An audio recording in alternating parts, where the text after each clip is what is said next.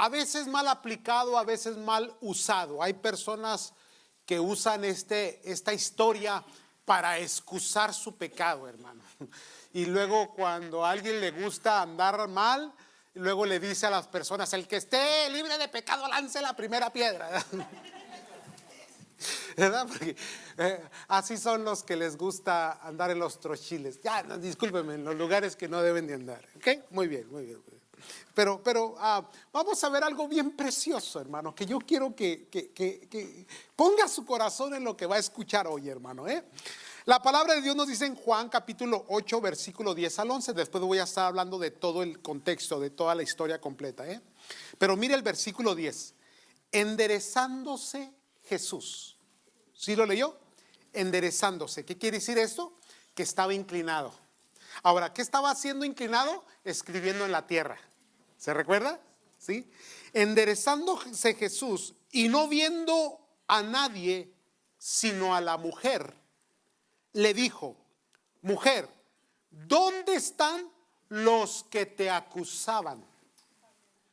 ¿Ninguno te condenó? Dos preguntas. La primera: ¿dónde están los que te acusaban? Segunda pregunta: ¿ninguno te condenó? ¿Ninguno se atrevió a lanzar la piedra? ¿Verdad? Bueno. 11. Ella dijo: ninguno, Señor. Entonces Jesús le dijo, y estas son las palabras más hermosas que una persona puede escuchar: ni yo te condeno, ve y no peques más. Ahora, la última parte es la que nunca se lee, Ve, yo tampoco te condeno, pero ya párale pues. Ya, cálmate. Amén. Santo Dios. Y esa es la parte que a ese tipo de personas que mencionan no les gusta, ¿verdad? Porque la palabra de Dios te dice: ve, pero no peques más. Muy bien, vamos a hablar, hermanos, en esta mañana del acusador y el acusado. Antes de hablar del acusador, del acusado, porque todos hemos estado en esa silla, en la silla del acusado, del que va a ser enjuiciado, de aquel que ha cometido una falta, un error, y ahora tiene que pagar el costo de su falta y de su error. Pero antes de hablar del acusado, hablemos de los acusadores. Déjenle digo por qué necesitamos hablar de los acusadores. Porque si hay algo que ha surgido en la iglesia, es un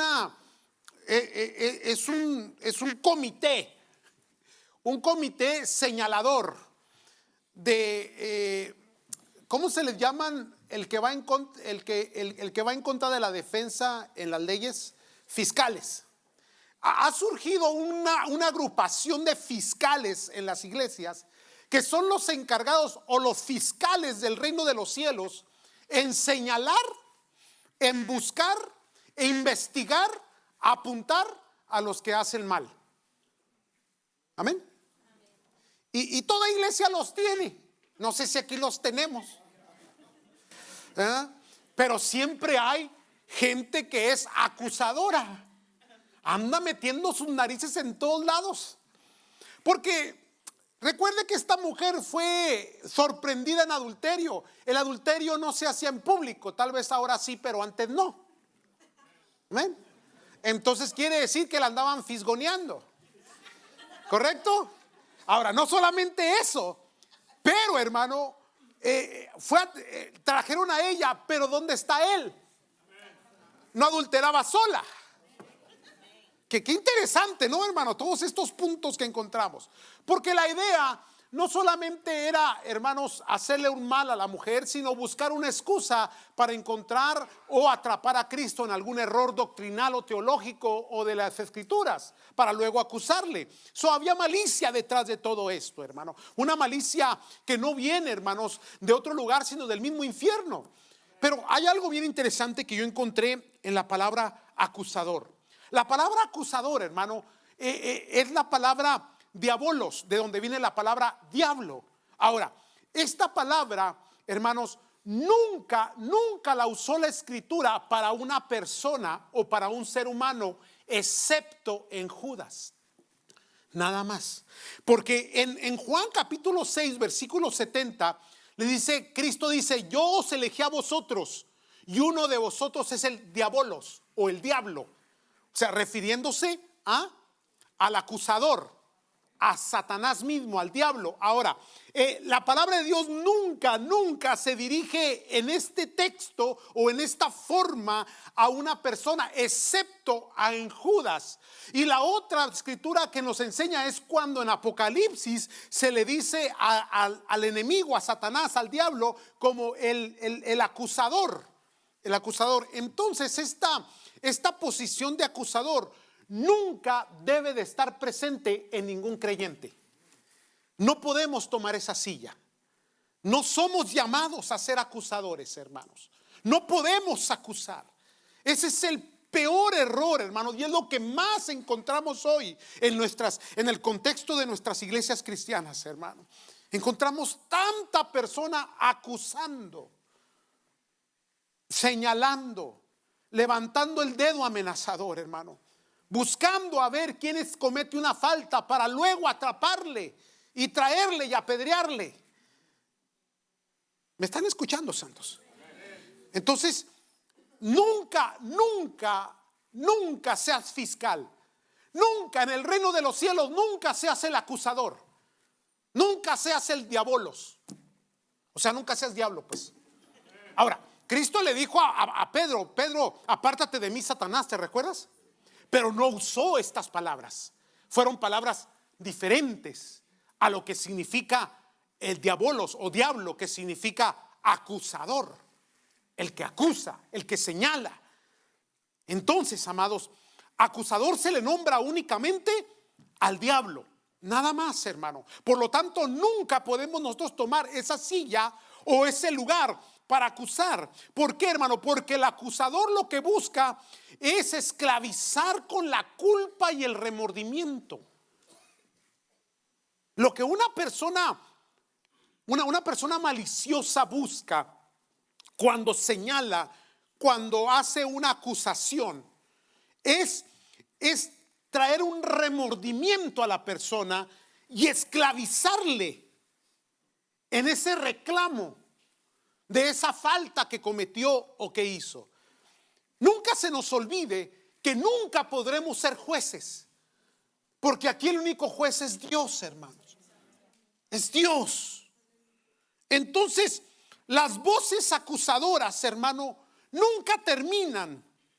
Y el acusador, hermano, es el mismo enemigo que vino a robar, matar y destruir. El que acusa roba la paz, mata los sueños y destruye el futuro. Nunca acuses, porque la iglesia no es un lugar donde los acusadores están para sentar a los malhechores en sillas y señalarles y revelarles su mal o su pecado. Ahorita le voy a explicar por qué, hermano, no se me desespere, ¿eh? Entonces, esa es la culpabilidad del enemigo. La culpabilidad que busca esclavizar con remordimientos. Eso es lo que busca. Hay otra culpabilidad que es la culpabilidad divina. Esa es la que viene de Dios, porque Dios siempre da una dosis de culpabilidad a nuestras vidas, porque es necesaria sentirnos culpables. ¿Por qué, hermano? Porque la dosis de Dios es para arrepentimiento, no para remordimiento. Entonces, cuando te sientes con esa culpabilidad que viene de Dios, no de las personas, no del diablo, no de la gente, de Dios, entonces eso te procede, te lleva al arrepentimiento. Recuerde la diferencia entre Pedro y Judas. Judas lloró en arrepentimiento, pero este arrepentimiento lo llevó ¿a qué? A un remordimiento que lo llevó a un suicidio. Pedro no, Pedro llevó a un arrepentimiento que lloró, pero después hizo un cambio y fue el mejor servidor de Cristo Jesús. El primero que se para cuando hay, hermano, el primero que se pone de pie cuando hay un señalamiento contra la iglesia. En Hechos capítulo 2, valientemente, lleno del Espíritu Santo, dijo: estos no están borrachos, estos están llenos de la presencia de Dios. Pero los dos estuvieron en la misma condición. ¿Me están siguiendo, santos? Entonces, cuando viene la culpabilidad de Dios, es para arrepentimiento de cambio. Y luego nos deja una dosis de culpabilidad de nosotros para alertarnos del pecado, para que produzcamos en nosotros preocupación, indignación, temor y sobre todo disposición a la justicia. Debemos de sentirnos culpables, pero no para remordimiento, como buscan algunos, buscar en las personas y encontrar en ellas. ¿Alguna vez usted ha sido acusador? Ya, no me salga con que no. Sí. Ten cuidado, hermano. Nunca tome ese lugar. Nunca. Y estoy preparando el mensaje para el siguiente. Esta es la entrada al otro que viene. Así que el próximo domingo no venga, Si a usted le encanta esa silla, no venga. Quédese a ver el fútbol o algo. Ya está la final de la MX, así que ahora viene el por qué. Aquí viene, escuche esto. Eso está bien interesante, escuche esto. ¿Por qué no podemos acusar? Porque el pecado ya es suficiente aguijón. El que peca le va mal. El pecado trae destrucción, trae separación, trae angustia, trae enfermedad, trae dolor, trae bancarrota. El pecado destruye completamente. Entonces la gente cuando vienen cargadas de pecados, de destrucción, y luego encuentran en la iglesia un montón de gente que le está apuntando, señalándoles, y todavía encima, hermanos, acusándoles. No necesitan más. El pecado ya les hizo sufrir. ¿Por qué nosotros tenemos que convertirnos en aguijones? Digan amén todos los aguijones aquí. A ver, ¿cuántos son de Durango? Que son alacranes.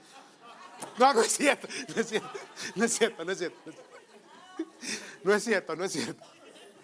Pero no podemos hacer eso, hermanos. No podemos enjuiciar a la gente. No podemos ser los fiscales, no podemos ser los que señalamos. El que hace mal le va a ir mal en su naturaleza propia. Ya no necesitan. Se le voy a poner en ejemplo. Cuando una joven comete un error, porque en las iglesias los hemos tenido, en la historia de la iglesia lo hemos tenido aquí en Templo del Evangelio, y viene con un embarazo prematuro.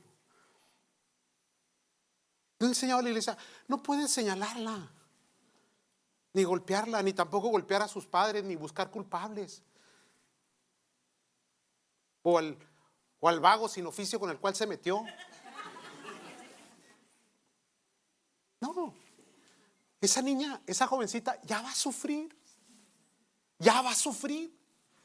y le va a costar, y le va a doler, y se va a angustiar.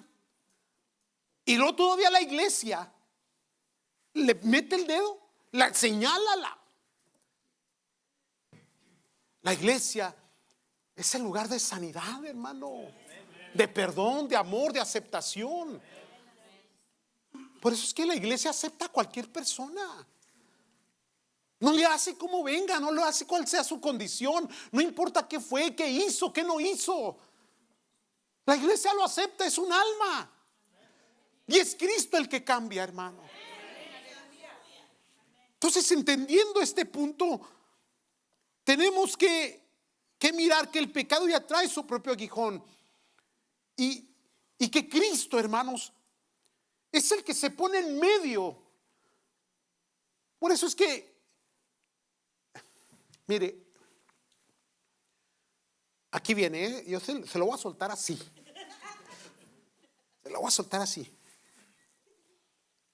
Hay gente que se siente dueña de la iglesia. No, en serio. Usted nunca se puede sentir dueña de la iglesia. Le voy a decir por qué. Para que usted se sienta dueña de la iglesia, usted tiene que ir a la cruz. Tiene que vivir una vida sin pecado.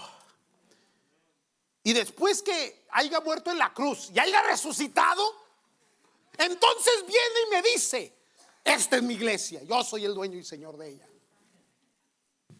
Oye, qué bravo me pongo, ¿verdad? Hasta yo me asusto.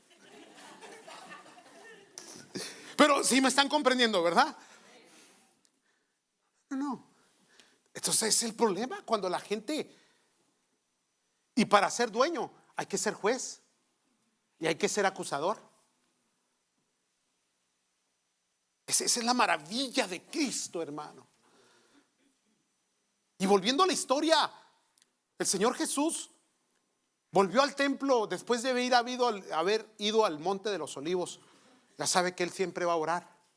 Y volvió al templo a enseñar. Y tiene un grupo de personas que les estaba enseñando allí en el patio del templo, cuando de repente aparece una turba con piedras en la mano. Y la mujer sorprendida en adulterio. Y ahí viene toda la iglesia, templo del evangelio alrededor. No, no es cierto, no es cierto, no es cierto. Y usando el texto, las escrituras. Moisés dice, hay que apedrearla. Lo maravilloso del Señor es que se queda callado y agacha la cabeza. ¿Qué no debería haber sido mejor como príncipe, como maestro, como rey del universo, como Señor, que se hubiera subido a los pendaños para dar un discurso sobre la ética? No, en vez de ir hacia arriba, el Señor se fue hacia abajo, se agachó. La Biblia nunca dice que escribió, se puso a escribir. Pero recuerde que el Señor Jesús nunca fue de los que se elevó, sino más bien se inclinó. Se inclinó para bendecir a los niños, ¿se recuerda? ¿Se acuerda que el ciego, que el Señor se inclinó para tomar tierra y hacer lodo con la saliva y luego untársela? ¿Se inclinó para recibir a Pedro en la barca? El Señor que servimos era Rey del universo. Se humilló a lo sumo. Tomó lugar de ser humano y se inclinó para tomar la cruz. Imagínense esto, hermano. Dice la escritura que seguían insistiéndole: dinos, estamos listos. Y ahí es donde entra el texto que leíamos. Enderezándose Jesús. Escuche, usted no quiere que el Señor se enderece, porque su acto de inclinación es de humillación, de perdón, de paz.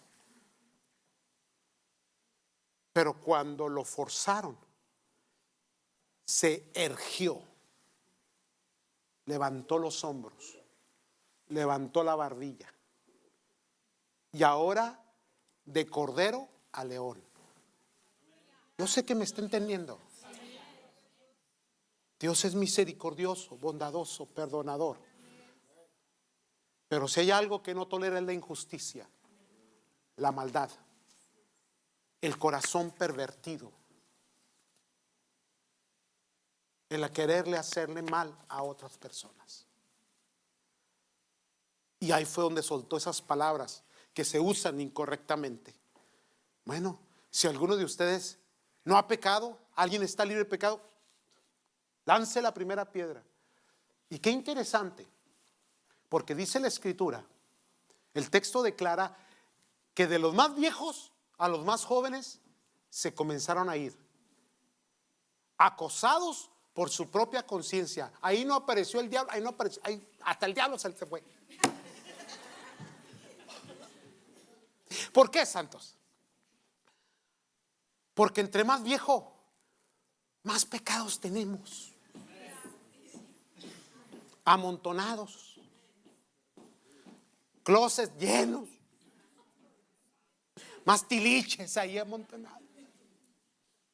Entonces, de los más viejos hasta los más chiquillos, dice que se fueron. Y entonces el Señor Jesús, aquí Él se puso en medio de las piedras y la mujer, en medio del juicio y el pecado o la pecadora o el pecador, como usted quiera llamarle. el medio. El medio. ¿Me están siguiendo, santos? Entonces, cuando él volvió a agachar la cabeza. Qué interesante, dice que después que les dijo esto, se volvió a agachar. Y mientras todos estaban, bueno, ¿qué? ¿Le lanzamos o no? Se comenzaron a ir. Y entonces levantó la cabeza y enderezándose Jesús y no viendo a nadie sino a la mujer, se quedó sola. Le dijo: mujer, ¿dónde están los que te acusaban? ¿Ninguno te condenó? Ella dijo: ninguno, Señor. Entonces Jesús le dijo, y estas son las palabras: ni yo te condeno. ¿Qué queremos decir con todo esto, hermanos? Que Dios no te condena. Dios no te condena. Ya has sufrido bastante. Ya te ha dolido mucho. Ya has vivido en la miseria, en el abandono. Ya has estado en la soledad. Ya has llorado demasiado. Bienvenido a casa. Aquí no hay acusación para ti.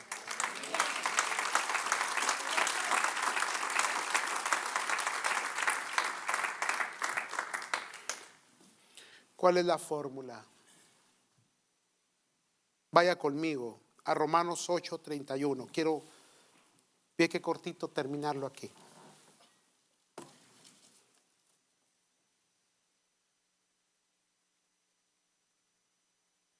Versículo 31. ¿Qué pues diremos a esto?, pregunta Pablo. Capítulo 8 de Romanos, versículo 31. Diciendo: si Dios es por nosotros, hace la pregunta: ¿quién contra nosotros? Y luego el 32 dice: el que no escatimó ni a su propio Hijo, sino que lo entregó por todos nosotros, ¿cómo no nos dará también con él todas las cosas? Tienes acceso a todas las bendiciones del Señor. No importa lo que hiciste, no importa cómo viviste. Lo importante es que hoy volviste, que Dios te perdona y que no te acusa. Y no puedes aceptar las acusaciones de la gente, ni la determinación de la gente de quién eres, o lo que has dejado de ser, o lo peor que fuiste. Porque Cristo le dijo a la mujer: sí, ¿dónde están? No hay nadie, se han ido. Yo tampoco, ni yo te condeno. Entonces Él te da todas las cosas en Él. Entonces entra el 33, hermano, léalo conmigo. ¿Quién acusará a los escogidos de Dios? Buena pregunta. ¿Quién se atreve a acusarte ya?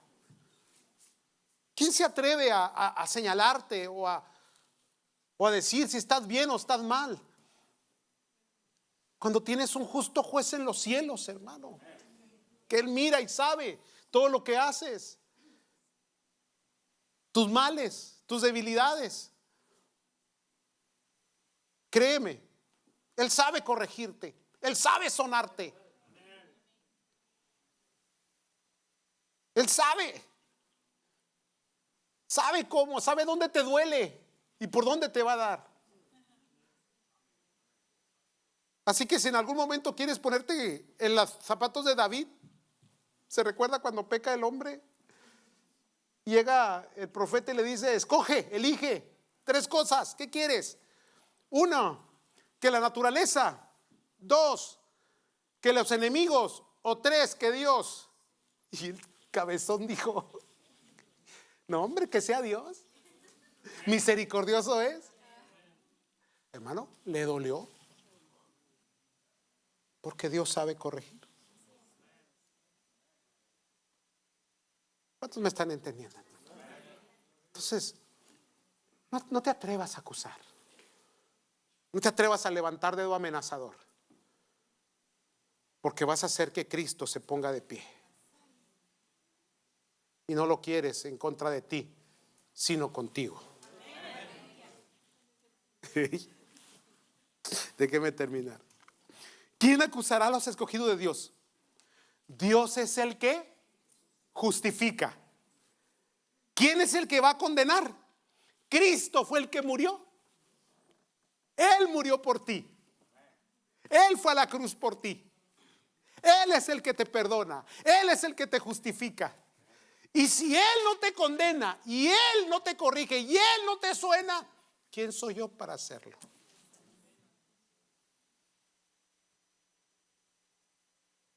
Así que cuando el pastor lo vaya a reprender, déjese reprender. Porque si el pastor dice, Señor, te lo dejo a ti.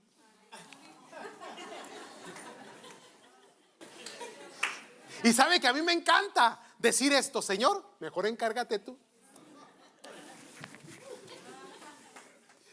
Y Dios viene y mire que pues, ¿qué capacidad puedo tener yo? Ni chicote tengo. Y luego soy bien malo para regañar. Estoy regañando a la gente y se están riendo. Nunca me he visto regañando a alguien, hermano. Me los estoy sonando según yo. Y mientras los estoy regañando así bien enojado, bien irritado, la gente está, sí, pastor, pobrecito. Ya no lo vuelvo a hacer, pastor. Es Cristo el que murió en la cruz, hermano.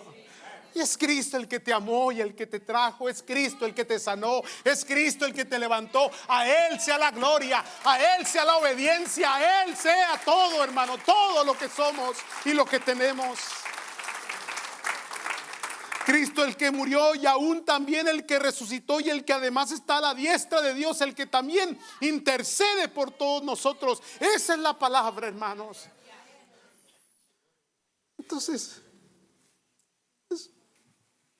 si alguien está haciendo mal o alguien te hace mal, dígelo. Que la justicia de Dios es perfecta. Perfecta es la justicia de Dios. Amén, amados. Déjeme leerle todo el texto, porque ahora sí lo va a entender. Y después de leer el texto vamos a orar. ¿Qué les parece? ¿Sí? Dice Juan capítulo 8, versículo 1 en adelante. Y Jesús fue al monte de los olivos. Y por la mañana, versículo 2, volvió al templo. Y todo el pueblo vino a él. Y sentado él, les enseñaba. ¿Qué estaba haciendo Cristo? Enseñando. Entonces los escribas y los fariseos y algunos hermanos de la iglesia de Templo del Evangelio, no todos, ¿verdad? Pero no, ninguno de ellos, le trajeron una mujer sorprendida en adulterio y poniéndola en medio, le dijeron: maestro, esta mujer ha sido sorprendida en el acto mismo del adulterio. Y en la ley nos mandó Moisés apedrear a tales mujeres. Tú pues, ¿qué dices? Mas esto decían tentándole para poder acusarle. Pero Jesús, inclinado hacia el suelo, escribía en tierra con el dedo. Y como insistían en preguntarle, se enderezó y les dijo: el que de vosotros esté sin pecado sea el primero en arrojar la piedra contra ella. E inclinándose de nuevo hacia el suelo, siguió escribiendo en tierra. Pero ellos, al oír esto, acusados por su conciencia, salían uno a uno, comenzando desde los más viejos hasta los postreros. Y quedó solo Jesús y la mujer que estaba en medio. Enderezándose Jesús y no viendo a nadie sino a la mujer, le dijo: mujer, ¿dónde están los que te acusaban? ¿Ninguno te condenó? Ella dijo: ninguno, Señor. Entonces Jesús le dijo: ni yo te condeno, vete y no peques más. Una de las historias más hermosas de las Escrituras, hermanos. Al último el patio quedó vacío, lleno de piedras. Y Max Lucado en su libro La Gracia dice: ¿qué escribiría el Señor Jesús? Y él dice: aquí trabajó la gracia. La gracia, el amor de Dios, que perdona y que sana. Pónganse de pie, vamos a orar.